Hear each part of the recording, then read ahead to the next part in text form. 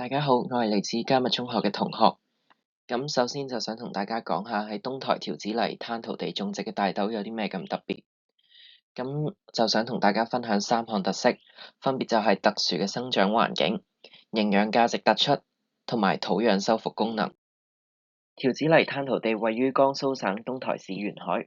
係一片特殊嘅鹽鹼灘塗土地。呢種土地鹽分比較高，對大部分農作物嚟講係逆境環境，但大豆就可以適應呢一種環境，表現出佢嘅抗鹽鹼能力。喺呢種惡劣嘅環境底下成長出嚟嘅大豆，可以證明到佢生命力旺盛，並且係有利於培育出一適應性更強嘅優良品種。另外，條子泥灘塗地種植嘅大豆，因為生長環境獨特，往往喺營養成分上面表現更佳。呢度嘅大豆蛋白質含量普遍高過其他嘅普通大豆，同時仲含有豐富嘅微量元素，就好似鈣、calcium 同埋鎂、magnesium 等等。呢啲營養成分對人體健康都係十分之有益，令到喺呢度產生嘅大豆喺營養價值同埋健康屬性上面都更具優勢。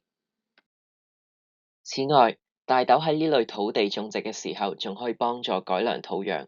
豆科植物嘅根部會同固氮菌共生，能夠將空氣入邊嘅氮氣轉化為土壤可用嘅氮肥，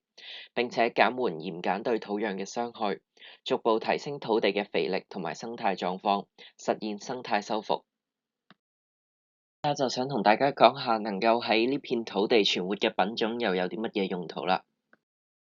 首先呢，第一就係俾其他受鹽鹼影響嘅土地去使用。喺呢張地圖展示咗全球受鹽鹼影響嘅土地分佈，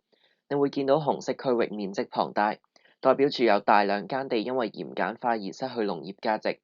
但如果林教授所研發嘅大豆品種能夠喺呢啲土地成功種植，咁樣就唔單止係一個科研上面嘅突破，更加可以增加當地嘅糧食供應。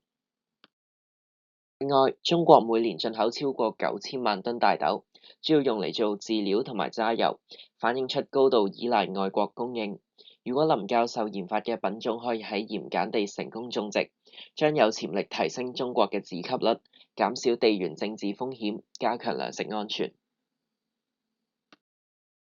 以上就係我嘅分享，希望大家喺睇完呢條片之後，可以更加深入咁了解到喺呢一片土地種植嘅大豆究竟有啲乜嘢嘅功用，有啲咩特色。多謝大家。